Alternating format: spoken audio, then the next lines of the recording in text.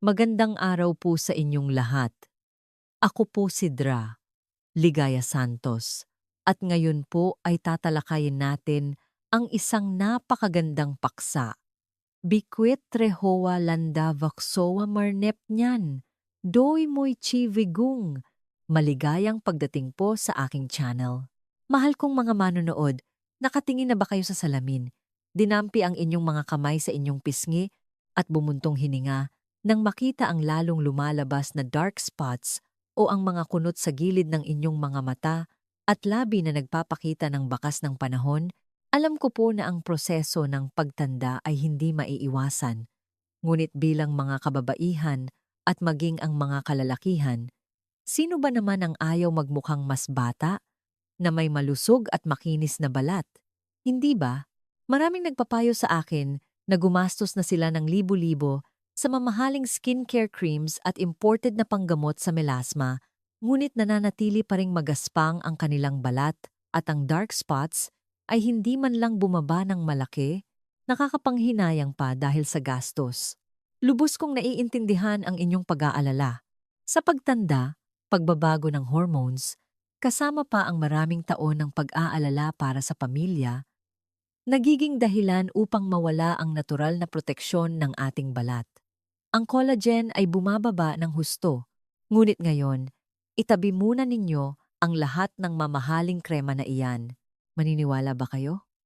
Ang sikreto sa pagpapanumbalik ng kabataan ng balat, pagpapaputi ng matitigas na dark spots, at pagpapakinis ng maliliit na kunot ay matatagpuan mismo sa inyong kusina.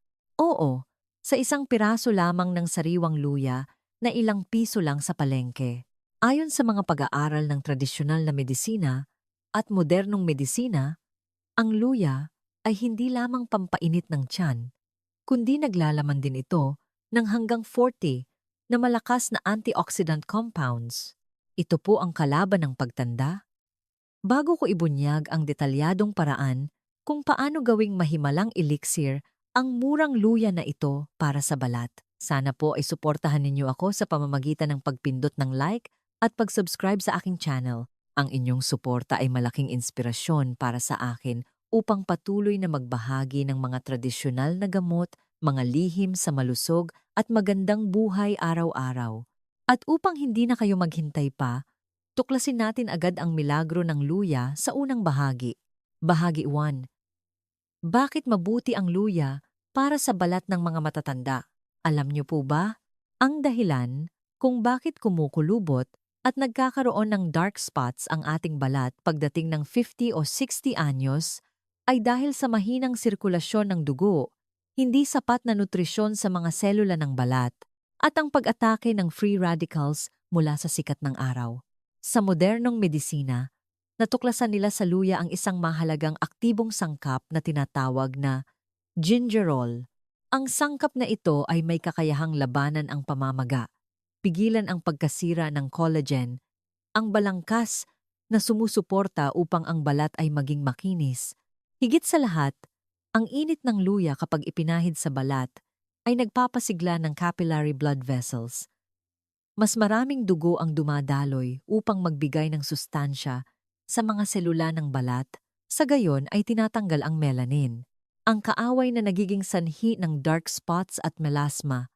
Dahil dito, unti-unting sisikat ang balat, magiging pinkish mula sa loob. Ngunit, mainit ang luya. Kung gagamitin ng puro at direktang ipapahid sa mukha, magiging mapula at mahapdi ang inyong balat. Kaya naman, pinili ko ang 3 gintong formula na pinagsama ang luya sa mga pinakamalamig at natural na sangkap. Ngayon, kumuha na po kayo ng papel at panulat para isulat o i-download ang video na ito para paulit-ulit na panoorin. Bahagi 2. 3 formula sa pagpapabata ng balat gamit ang luya. Formula 1. Luya at pulot pukyutan, ang mahimalang pampaalis ng kunot at deep hydration. Simulan natin ang unang formula. Ito ay perpekto para sa mga may tuyo at magaspang na balat at maraming kunot sa gilid ng mata at noo.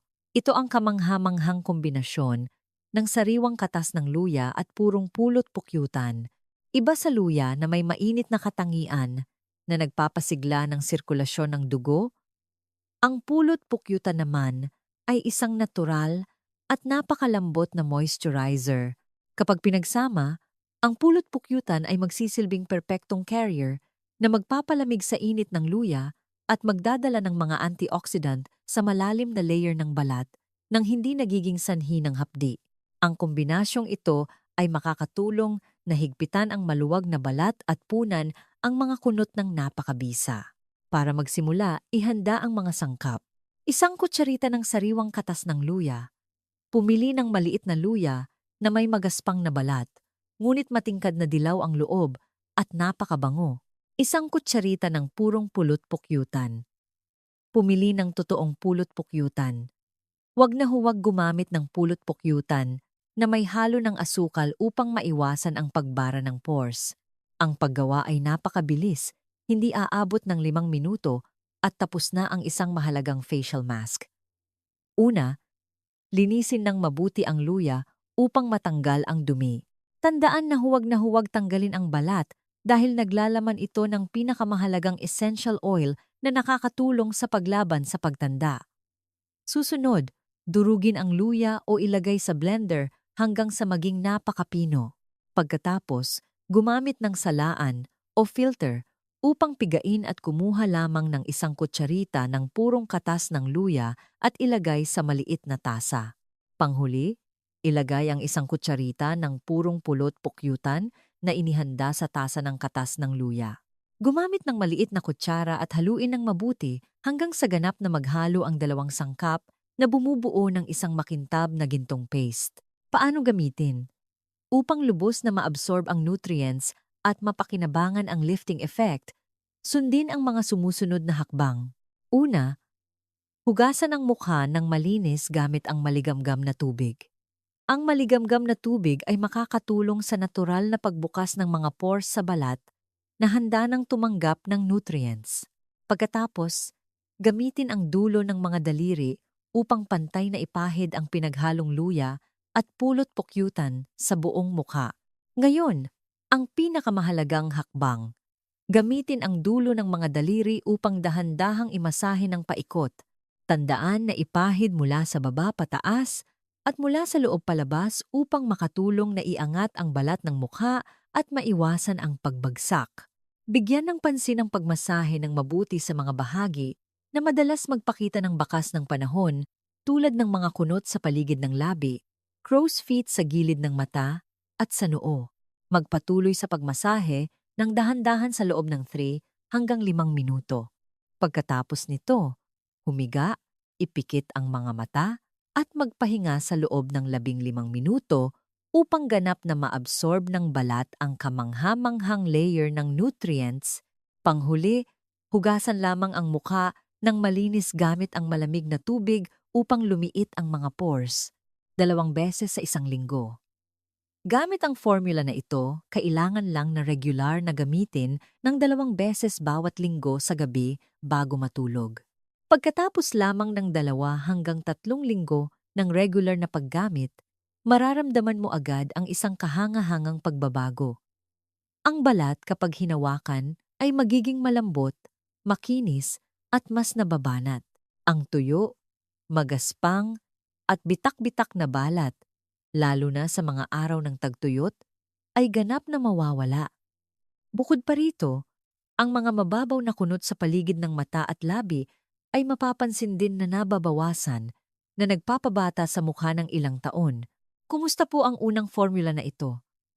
Mura, madaling gawin, at may banayad na amoy ng pulot pukyutan na napaka-relaxing, hindi ba? Ngunit kung mayroon kayong mas sensitibong balat o madaling mamula, o gusto ninyong maging makinis at malamig ang balat sa unang paggamit, huwag na huwag palampasin ang ikalawang formula. Formula 2. Luya at aloe vera. Pampahigpit at pampakalma sa sensitibong balat. Sa formula na ito, gagamitin natin ang kapangyarihan ng reyna ng lamig, ang aloe vera, na sinamahan ng luya. Alam niyo po ba, ang aloe vera gel ay naglalaman ng hanggang 96% na tubig, kasama ang maraming bitamina E, C at zinc. Sa pagtanda, ang ating balat ay nagiging napakanipis, madaling mawalan ng tubig, at nagiging sanhi ng pagbagsak. Ang init ng luya ay magsisilbing pampasigla sa mga natutulog na selula at agad nababalutan at papalamigin ng sariwa at sagana sa tubig na aloe vera ang balat. Ang mainit-lamig na kombinasyong ito, na parang yin at yang sa oriental medicine, ay napakabuti para sa pagpapanumbalik ng protective barrier ng balat. Upang magsimula, ihanda ang dalawang sangkap na ito. Kalahating kutsarita ng sariwang katas ng luya. Gawin lamang ang pagkuha ng katas tulad ng sa Formula 1. Tandaan na pumili ng buong luya na may balat para mas mabango. 2 kutsarita ng purong aloe vera gel. Pumili ng sariwang tangkay ng aloe vera. Mas maganda ang makapal at sagana sa tubig. Paano gawin? Una, putulin ang isang maliit na bahagi ng sariwang tangkay ng aloe vera at alisin ng mabuti ang berdeng balat sa labas. Pagkatapos, ibabad ang puting laman sa isang mangkok ng diluted na tubig alat sa loob ng mga 10 minuto. Napakahalaga ng hakbang na ito upang matanggal ang lahat ng dilaw na dagta dahil ito ang sanhi ng pangangati at pamamaga ng balat. Pagkatapos ibabad, hugasan ng malinis gamit ang tubig at pagkatapos ay gamitin ang kutsara upang kumuha ng 2 kutsarita ng transparent, malabnaw at malagkit na gel ng aloe vera at ilagay sa maliit na mangkok. Susunod, ilagay ang kalahating kutsarita ng inihandang katas ng luya sa mangkok ng aloe vera gel. Gumamit ng kutsara at haluin ng mabuti hanggang sa maghalo ang mga sangkap. Isang maliit na tip, ilagay ang pinaghalong ito sa refrigerator ng mga 5 minuto bago ipahid. Tiyak na magiging napakasariwa sa balat kapag ipinahid. Paano? Gamitin. Upang lubos na mapakinabangan ang lifting effect at pampakalma sa balat. Sundin ang mga sumusunod na hakbang. Hugasan ng malinis ang mukha. Pagkatapos ay ipahid ang isang manipis na layer ng pinaghalong luya at malamig na aloe vera sa buong mukha. Huwag kalimutang pahiran din ang leeg. Ang manipis na balat ng leeg ay madalas na nagpapakita ng edad na madalas nating nakakalimutan.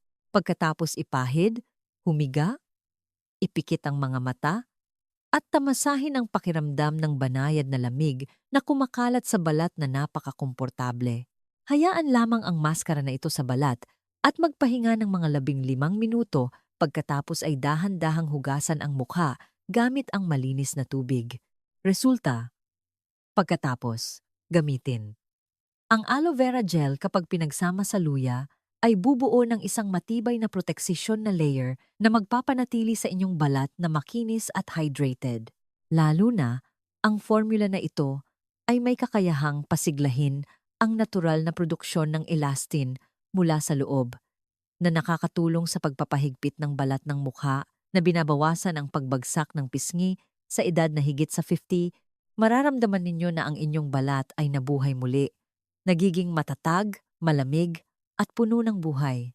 2 hanggang 3 beses sa isang linggo.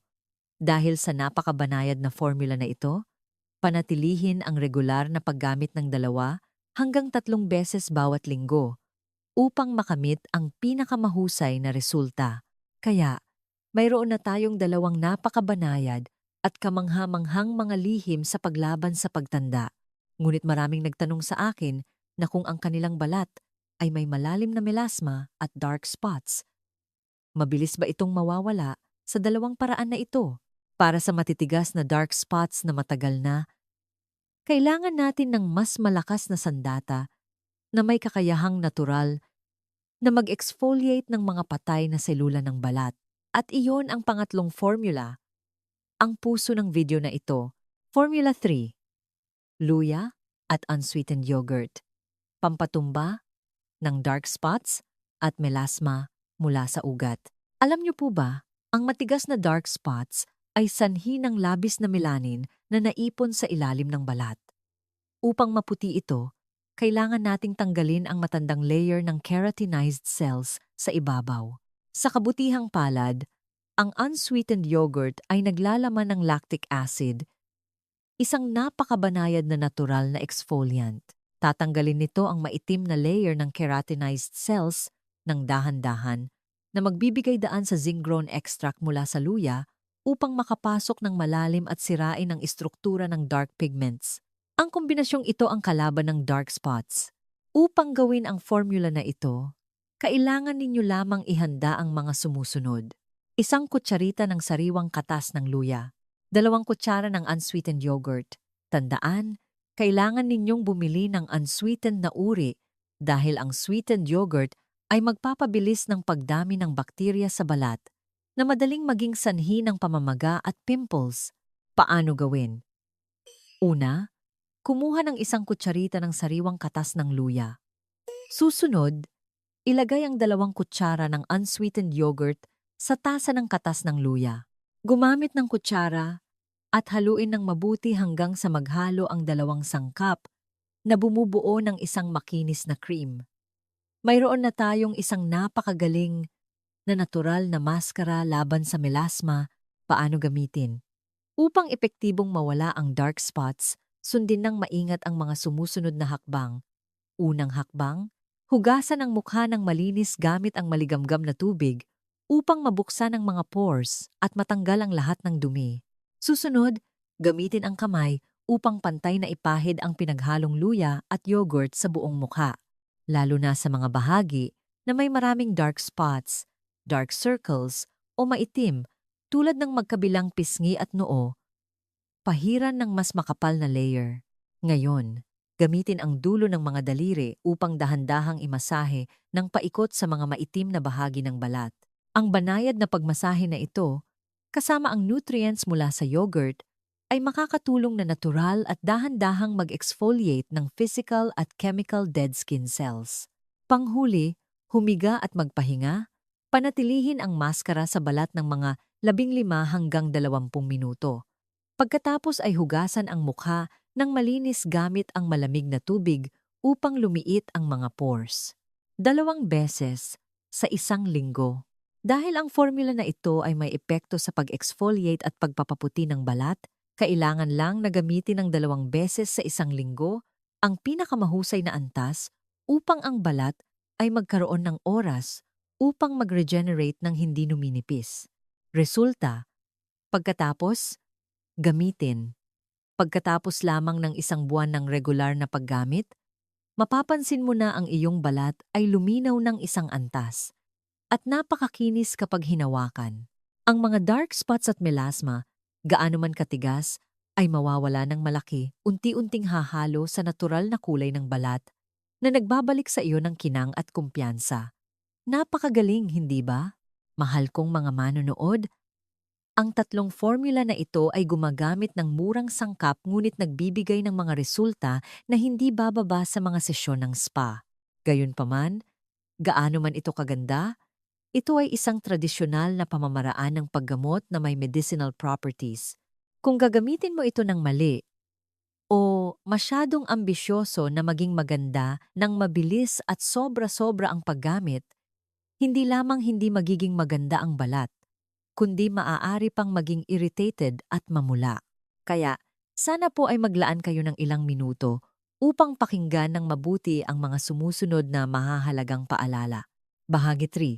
Mahalagang paalala at payo sa paggamit ng luya upang ang pampaganda ay magbigay ng 100% na benepisyo at ganap na ligtas para sa balat. Kailangan mong sundin ang 4 na gintong prinsipyo na ito. Una, dalas ng paggamit. Mas mabagal ang paggaling ng balat ng matatanda kaysa sa balat ng kabataan. Kaya, huwag na huwag maglagay ng ginger mask araw-araw. Tandaan, 1 beses lang o hanggang 2 beses sa 1 linggo. Ang sobra ay hindi maganda. Ang madalas na paggamit ay magpapapunit at magpapapanipis ng balat. Pangalawa, kailangang suriin ang allergy bago gamitin. Iba-iba ang bawat tao. Bago ipahid sa mukha, ilagay ang kaunting pinaghalong sa manipis na balat sa loob ng pulso o sa ilalim ng baba.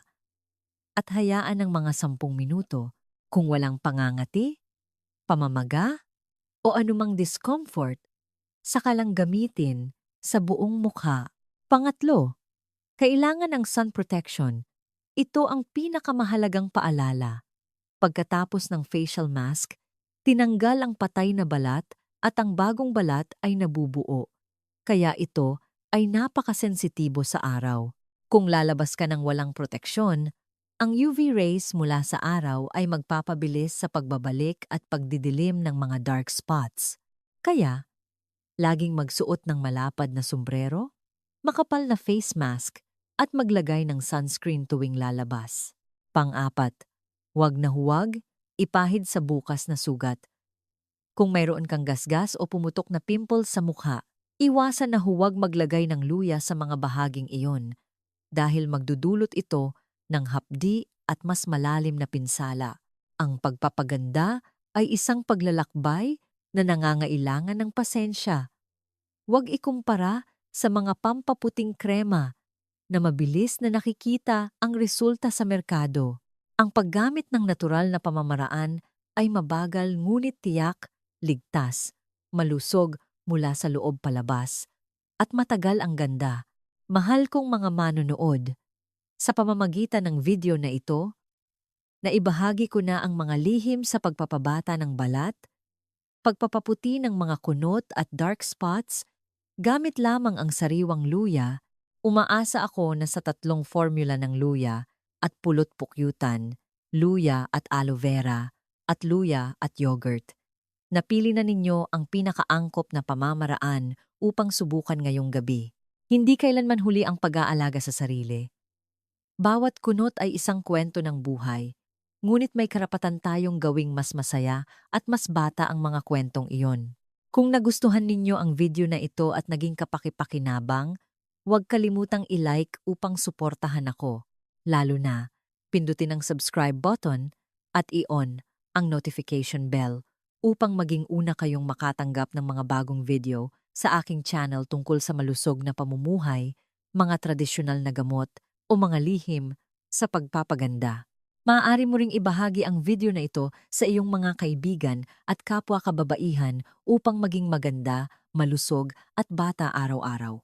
Kung mayroon kang anumang katanungan, mag-iwan lamang ng komento sa ibaba. Babasahin ko at sasagutin ko ang bawat isa sa inyo. Muli, taos-puso akong nagpapasalamat sa inyong lahat. Nawa ay palagi kayong maging malusog, payapa ang pamilya, at laging manatili ang optimistikong espiritu at kabataan sa inyong mukha. Paalam at magkita-kita tayo sa susunod na mga video sa aking channel. Narito po ang buod ng topic ng ating blog post. Ang pangunahing paksa ng blog post na ito ay tungkol sa mga natural na pamamaraan upang mapabata ang balat, maalis ang mga kunot, at mapaputi ang dark spots gamit ang luya bilang pangunahing sangkap na sinamahan ng iba't ibang natural na ingredients tulad ng pulot-pukyutan, aloe vera, at unsweetened yogurt.